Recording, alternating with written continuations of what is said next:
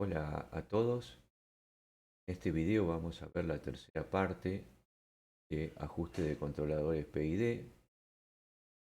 Nos vamos a centrar ahora en sintonización basada en criterios de control. Para ello entonces vamos a ver primeramente una introducción al tema. Vamos a ver conceptos básicos muy simples de control óptimo que van a servir para entender lo que posteriormente vamos a tratar son las técnicas de ajuste basadas en criterios de control integral. Vamos a ver dos estrategias, una basada en una sintonización óptima mediante técnicas computacionales y una segunda técnica que son basadas en relaciones empíricas para la sintonización de controladores PI. Finalmente, vamos a ver las conclusiones. Recordemos que las técnicas de ajuste basadas en modelo que venimos tratando, en ese conjunto de técnicas estaba el método de síntesis directa, el método de control de modelo interno, que fueron presentadas en los videos anteriores. Y entonces la que vamos a ver ahora van a ser las técnicas de ajuste basadas en criterios de control. Así que nuestro tema está enmarcado aquí todavía, ¿no? Dentro de técnicas de ajuste basadas en modelos.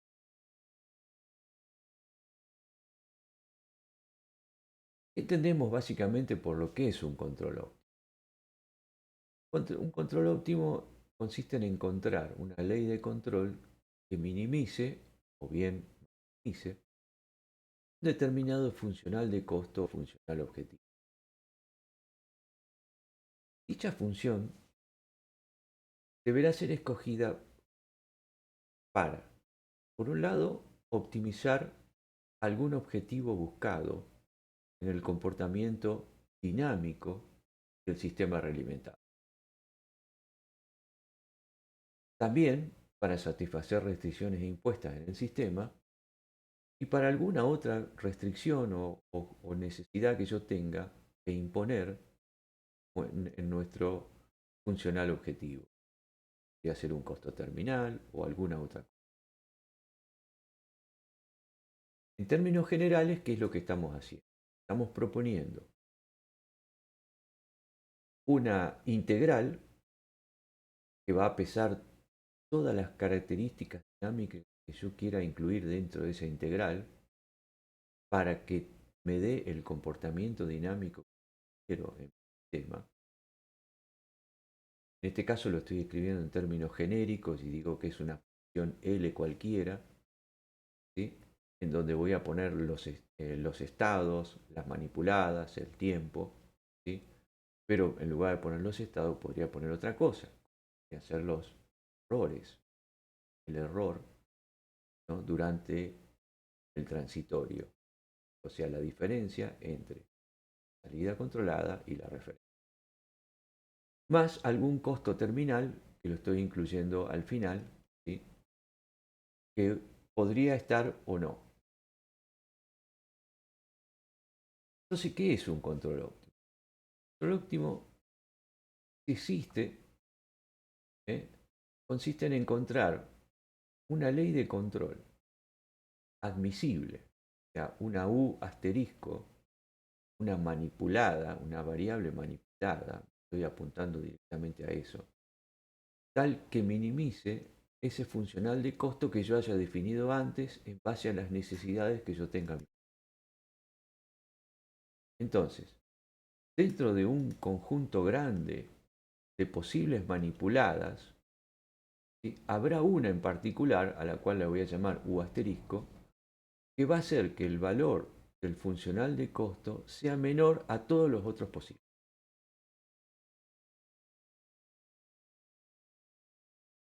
Así, por ejemplo, para contemplar el compromiso entre la respuesta transitoria, restricciones a la manipulada, yo podría plantear un funcional de este tipo.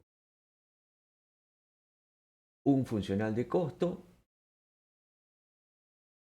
que incluirá un error terminal que es el error al cuadrado, lo estaría proponiendo de esta manera, ¿sí? Más todo lo que tenga que ver con el transitorio, o sea, el error al cuadrado que tenga, o sea, la diferencia entre la salida controlada y la referencia instante a instante, ¿sí? Más un factor de ponderación que afecta a la manipulada al cuadrado. La integral de todo eso va a estar penalizando.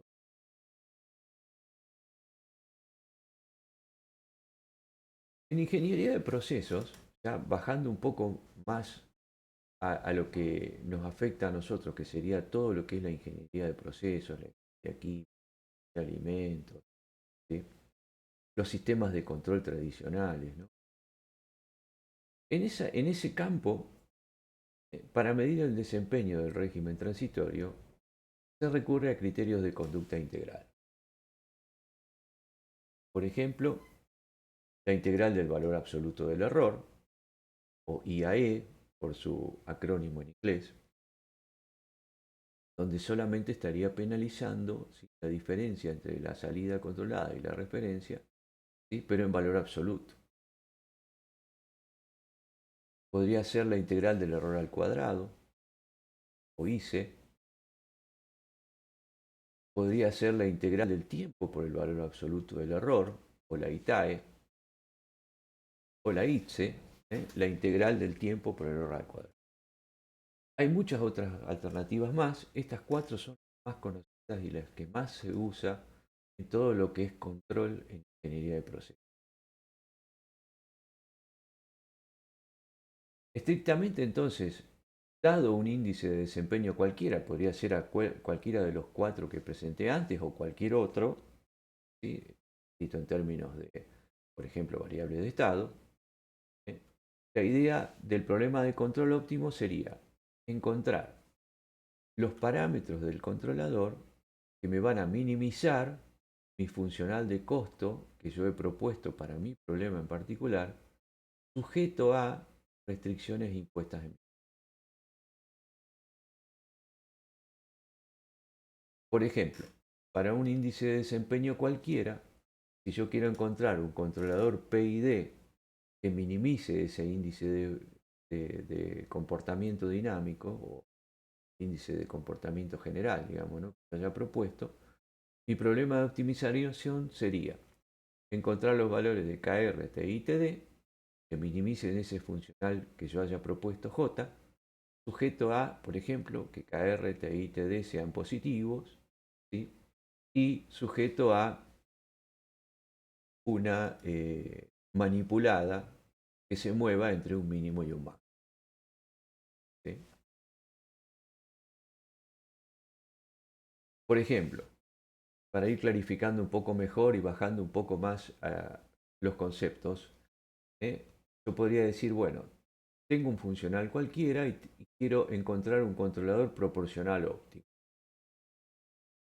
Para ese dado funcional, estaría buscando los valores de KR, en este caso particular el valor de KR, que me va a minimizar mi funcional J. Ya sería encontrar el mínimo en una curva, nada más que eso. Si llevamos esto a un problema de control proporcional integral, ¿sí?, entonces ahora tendré que encontrar los valores KR y TI óptimos, ¿eh?, que minimicen ese funcional objetivo y será un mínimo a encontrar en una dada superficie, ¿sí? Obviamente que si estoy buscando un PID óptimo, ya no voy a tener una representación tridimensional de ese problema, sino que estaría buscando un mínimo en una hipersuperficie.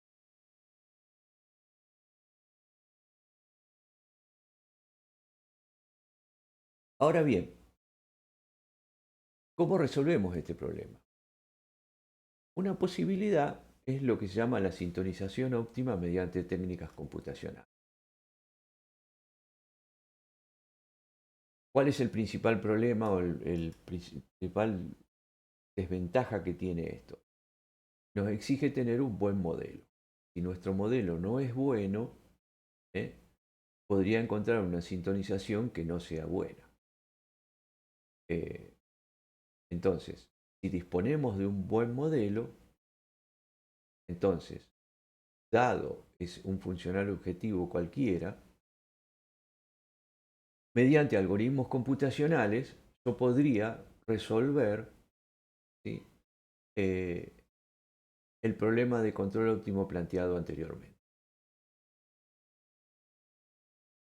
Octave tiene funciones y comandos y demás para resolver este tipo de problemas, ¿sí? Para encontrar mínimo de funciones, ¿sí? Como por ejemplo fmin search, fmin con, found, f0, fmin unc y fsolve. Eh, Dependiendo del problema que yo esté tratando, es la función que yo voy a tener que utilizar. Por ejemplo, fmin search sería una minimización, digamos, que no está sujeta a ninguna restricción. Fmin bound me permitiría incluir restricciones. Entonces, veamos un primer ejemplo.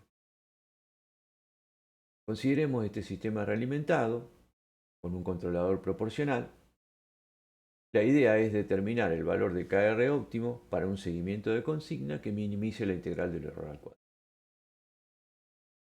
Fíjense que la función de transferencia de la planta tiene un modo integral, ¿sí? Así que el producto planta por controlador, lo que usualmente decimos como G por H, en este caso, tiene los modos integradores necesarios para seguir un escalón. Que con un controlador proporcional, o sea, con un único parámetro, yo ya puedo seguir un escalón y pasado al transitorio no tener. Por último, en este problema lo que vamos a pedir es ver la simulación numérica para analizar nuestro desempeño dinámico que encontramos. Bueno, los comandos de Octave son muy simples. Como siempre, el primero, cargamos el paquete control. Por costumbre, como lo vengo indicando en otros videos, limpiamos la memoria, limpiamos la ventana de comandos. Y lo que voy a definir acá son variables globales, que sería la variable compleja S, la función de transferencia de la planta, el tiempo de simulación y el intervalo de integración. Entonces, la función de transferencia de la planta la definimos siempre, definimos la variable S, luego definimos nuestro GPDS, en este caso es la que estaba dibujada en el diagrama de bloques que está acá. Luego tengo que encontrar la integral del error y minimizar dicho valor. Entonces, inicio mi cálculo con un KR positivo, chico, en este caso 0,1. Defino mi tiempo de simulación, en este caso le puse 10, mi intervalo de integración 0,1. Y voy a usar la función fminSearch. En fminSearch le voy a decir que en la función isFunction1, ¿sí?, está definido mi integral del error al cuadrado, a la cual le paso el valor de KR inicial, sería 0,1. Luego, ¿qué es lo que haría Octave? Iteraría las veces necesarias hasta encontrar el mínimo de la función. Una vez que encuentra el mínimo, me da el valor de KR óptimo y el valor de la función objetivo mínima. Y luego, teniendo el valor de KR óptimo, encuentro mi función de transferencia de lazo cerrado y aplico la función step para ver la simulación dinámica de mi. ¿Cómo está escrita la función isFunction1? Tengo que decirle cuáles son las variables globales, así que tiene que recibir S, GPDS, final y TS. Escribo la función del error, ahora mediante la función feedback. Hay que tener cuidado acá, como estoy escribiendo. Fíjense que estoy escribiendo 1 sobre real GPDS por KRDS. Min real es obviamente la cancelación por los ceros, ya lo hemos visto. Así que acá con esta función estoy calculando el error dinámico en el dominio de Laplace. Realizo la respuesta al escalón y luego hago el error al cuadrado por punto por, en este caso, por vector, ¿no? Hago la suma de los errores multiplicado por el intervalo de integración, ¿eh? Y eso sería la integral del error al cuadrado. Así que, hecho esto, me queda entonces simplemente hacer las integraciones necesarias sobre esta función para encontrar el mínimo de dicha función. Pasemos a octavo entonces para ver este problema, y luego volvemos para otro ejemplo. Bueno, veamos ahora entonces el ejemplo que acabamos de presentar con Octave. Ya tengo precargados los comandos para no perder tanto tiempo. Toda esta primera parte de comandos son los que les presenté recién. Lo que agregué aquí es esta parte en donde estoy haciendo evaluar la función objetivo para distintos valores de KR.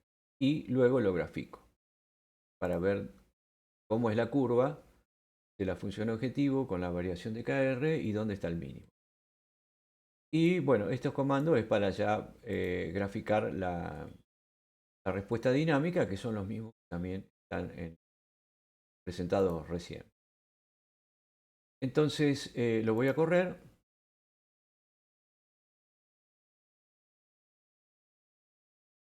Y lo que tenemos aquí es la función objetivo para distintos valores de KR y lo que se ve claramente es dónde está el mínimo, ¿sí? Y aquí lo que tengo es la respuesta dinámica. O sea, es la respuesta dinámica que corresponde al valor óptimo, a este valor que está aquí. Podemos ver esto también en LTI Tool. Bueno, acá tengo también presentado, como se ve, el KR óptimo y el valor de la función objetivo en su valor mínimo. Entonces, vemos esto con LTI Tool.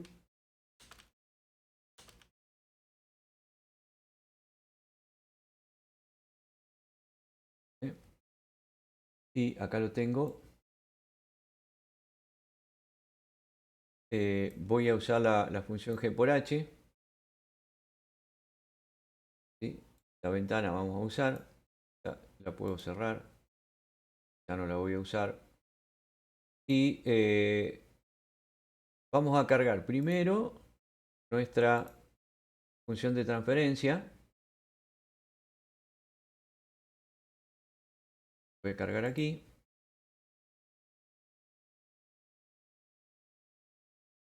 La ganancia vale 1. Como primer cálculo vamos a usar para KR igual a 1. Así que este sería G por H sobre K y K es el que voy a variar.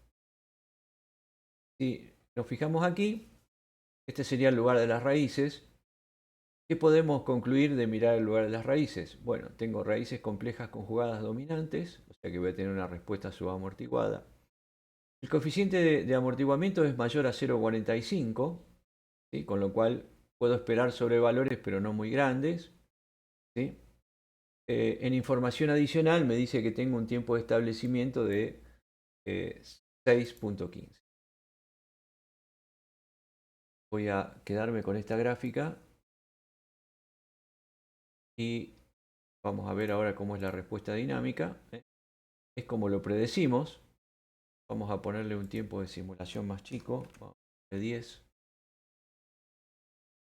Y ahí tenemos nuestra respuesta dinámica.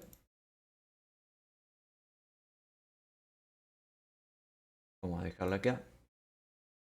Y vamos a poner el valor de óptimo que encontramos por software, ¿sí? Que es 1.9224. 1.9224. ¿Sí? Vamos a ver el lugar de las raíces. Fíjense, acá aparece ya algo interesante, ¿no? Cuando comparo el lugar de las raíces, con el anterior, con una ganancia menor, lo que veo es que tengo raíces complejas conjugadas dominantes, pero un coeficiente de amortiguamiento que está cercano a 0,23. O sea, que quiere decir eso que voy a tener sobrevalor grande. Lo arrimé a las raíces del lazo cerrado al eje imaginario, con lo cual puedo esperar que el tiempo de establecimiento sea más grande. ¿Sí? Vamos a ver la respuesta dinámica.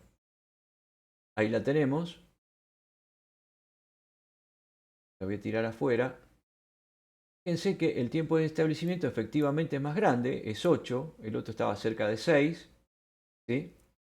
Con lo cual, esto me da una especie de un comportamiento, digamos, contraintuitivo al que yo podría haber esperado. Porque yo digo, bueno, si este es mi sistema de control con una ganancia óptima, en principio uno dice, bueno, el tiempo de establecimiento es más grande, los sobrevalores son más grandes, ¿no? Entonces, ¿por qué esta es la óptima? ¿No? Y a las claras, si fijamos aquí, lo que tenemos es un tiempo de alcance alrededor de este punto que está cerca de 2,11, 2,12 el tiempo, ¿no? O sea, eso lo podemos ver aquí abajo, ¿no?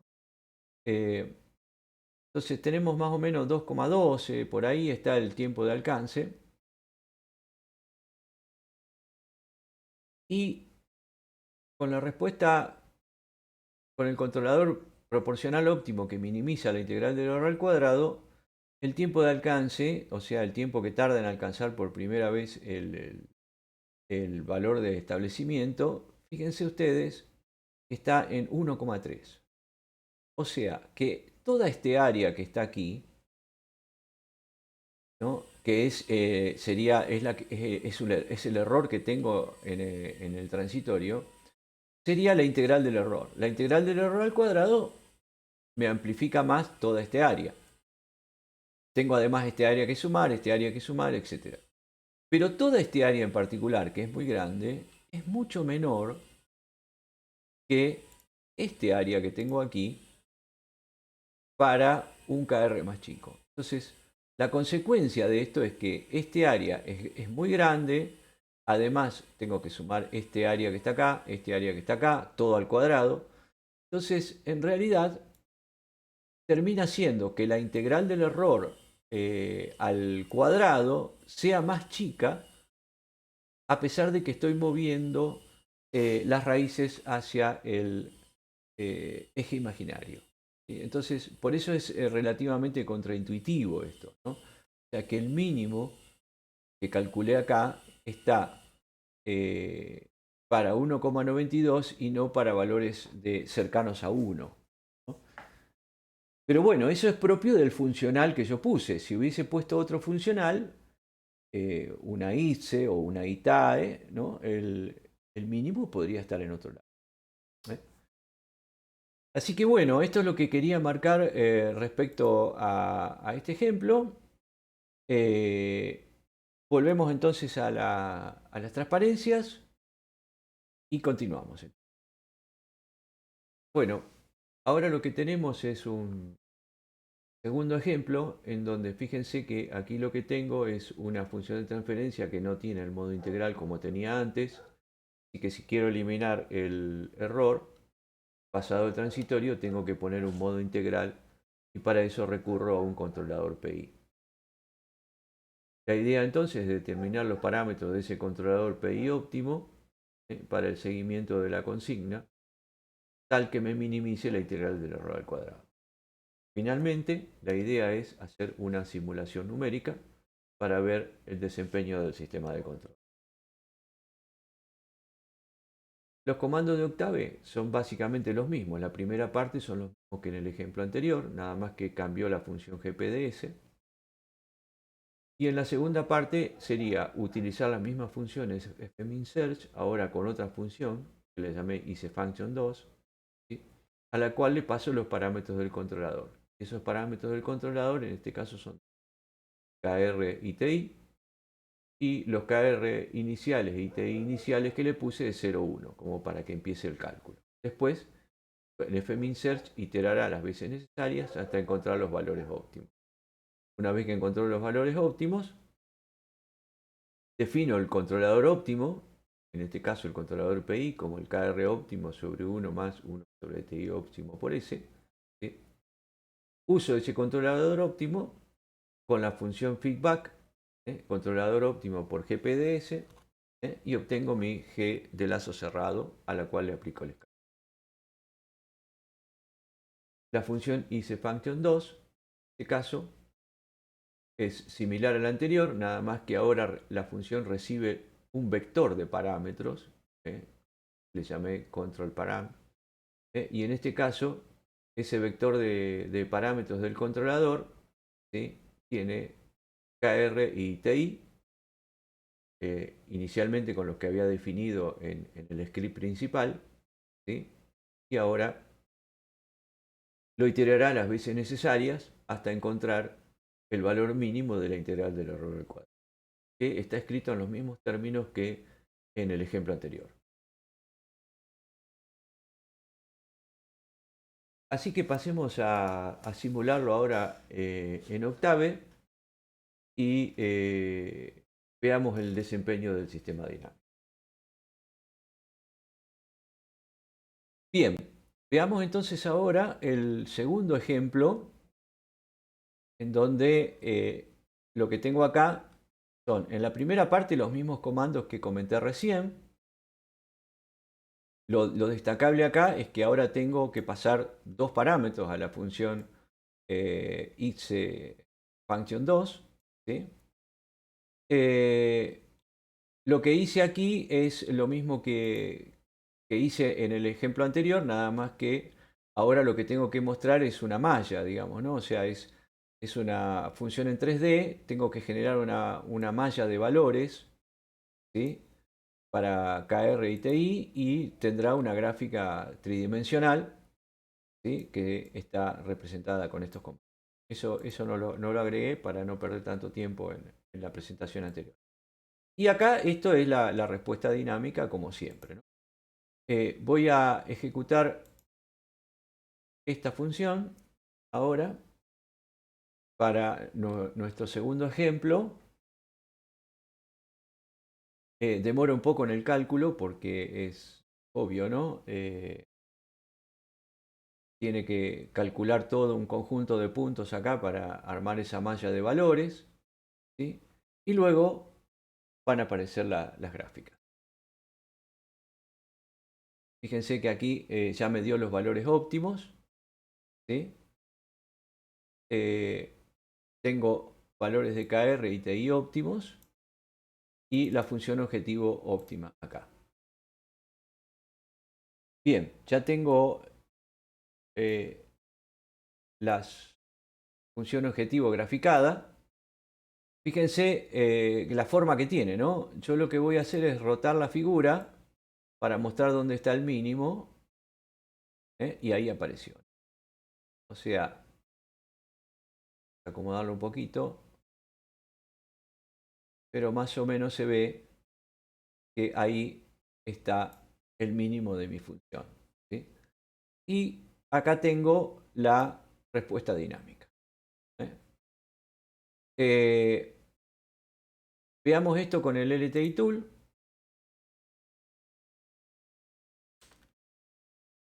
Bueno, ya lo tengo cargado, no hace falta. Vamos directamente. Ahí está. Acá está. Vamos a usar también la misma función G por H. Ya la voy a minimizar, que no la necesito. Y vamos a quedar con esta. ¿Sí? Ahora tenemos que cargar la función del segundo ejemplo. Aquí. Voy a copiar esto.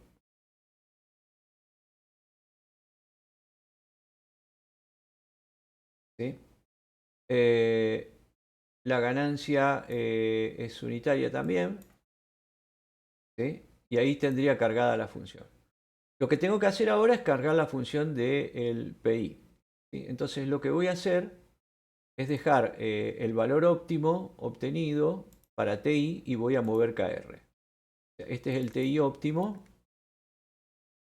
Entonces, como estoy cargando el G por H, a este 1, es redundante, pero bueno, lo hago. Lo multiplico por TIS, ¿sí? TIS más 1, y tengo que dividir por TIS, ¿no? O sea, ese valor lo había calculado recién, determinado recién, por S por esto. ¿eh? Vamos a poner 1. Vamos a poner 1 acá y vamos a ver el lugar de las raíces. ¿sí? Bueno, fíjense, estoy en una situación similar a la anterior. ¿sí?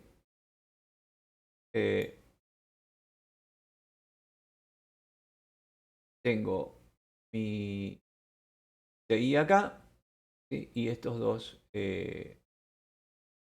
raíces complejas conjugadas. O sea que en realidad, voy a ampliar un poquito para verlo mejor, ¿eh? Tengo esta raíz que es la raíz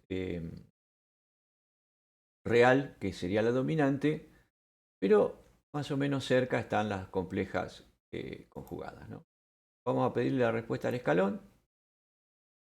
Fíjense, me dice que el tiempo de establecimiento es 24,6, o sea, yo estoy simulando 10 unidades de tiempo, lo vamos a ajustar a 30. ¿sí? Y fíjense, ¿no? O sea, para un KR de 1, ¿sí? Tengo ahora un área muy grande, ¿sí? Acá. No es visible prácticamente la oscilación porque la respuesta dinámica es dominada por una raíz real, que es esta que está aquí. Entonces ahora vamos a poner el valor de la ganancia óptima.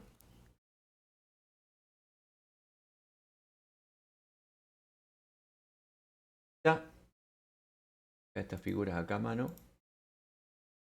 Veamos el lugar de las raíces. Fíjense que estoy en una situación parecida,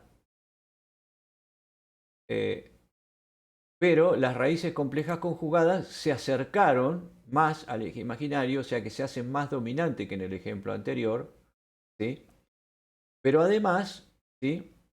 Se me alejó la raíz real dominante, la verdaderamente dominante. Fíjense que acá está cerca de menos 0,24 y aquí, el ejemplo anterior, estaba 0,15. O sea que aquí tiene que mejorar el tiempo de establecimiento en la respuesta óptima, tiene que ser mucho mejor, ¿sí? que la otra. ¿no? Está acá. Nada. Y vamos a hacer entonces la respuesta dinámica, ¿sí? Que es, fíjense, bastante mejor que la otra. ¿no? O sea, ¿por qué? Porque en este caso no fue contraintuitivo el ejemplo. ¿sí? ¿Por qué? Porque el controlador óptimo alejó la raíz dominante del eje, ¿sí? Bajó mucho el tiempo de alcance, fíjense que es muy chiquito esto, este área, ¿sí? Entonces redujo mucho el área bajo la curva, así que al elevarlo al cuadrado quedó bastante más chica que en el otro ejemplo. ¿sí? Y por eso se justifica esto. ¿no? Así que bueno,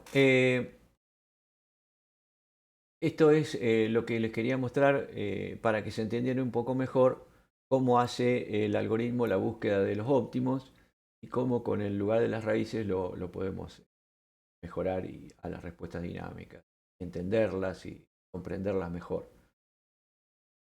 Así que volvemos entonces a las transparencias y continuamos con el tema.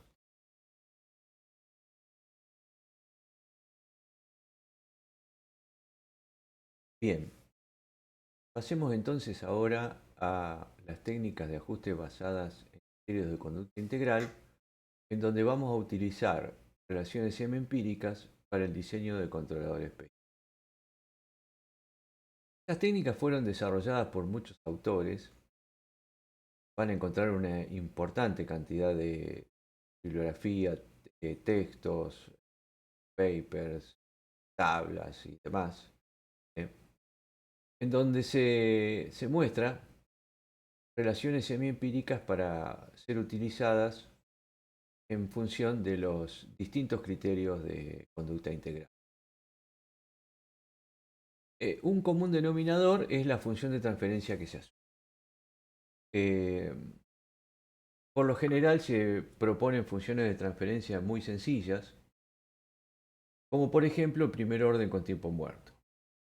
En control de procesos es sabido de que la mayoría de los procesos son autorregulables, de alto orden, y que pueden ser en muchos casos aproximados aceptablemente bien en el entorno del punto de operación por una función de transferencia sencilla como el primer orden por tiempo muerto. Por eso es que se ha tomado esta función para el desarrollo de relaciones semiempíricas propuestas por distintos autores. Lo han hecho estos autores tanto para cambios en carga como para cambios en... Así, por ejemplo, en la tabla que voy a mostrar a continuación, se han propuesto, por ejemplo, una relación de diseño, como por ejemplo una genérica, I, eh, en donde I puede ser para el modo proporcional K por KR, ¿no? Y valores de A y B que son experimentales. O sea, lo han hecho en base a experimentos, a estudios que hacen los autores, ¿sí? En este caso vamos a ver los valores de A y B propuestos por López. Entonces, la relación entre KR por K es función de A y B y del cociente entre el tiempo muerto y la constante de tiempo, tema de primero. Se trata de un modo integral, el valor de I ahora es T sobre TI, y se trata de un modo derivativo, es TD sobre T. Así entonces aparece la tabla de López y colaboradores para distintos funcionales objetivos, ¿sí? Como es la integral del error al cuadrado, la integral del valor absoluto del error y la integral del tiempo por el valor absoluto. Para un controlador proporcional están definidos los valores de A y B en función del funcional objetivo que yo quiera utilizar.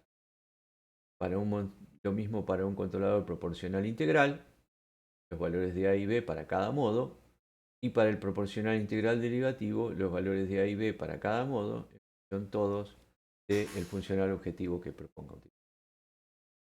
Todo esto está hecho para eliminar perturbaciones. O sea, lo que estudió López y colaboradores fue justamente lo que conocemos como el problema de regulación. O sea, consigna fija, determinado valor, y vieron cuáles eran los mejores valores para ellos, que permiten eliminar las perturbaciones, ¿sí?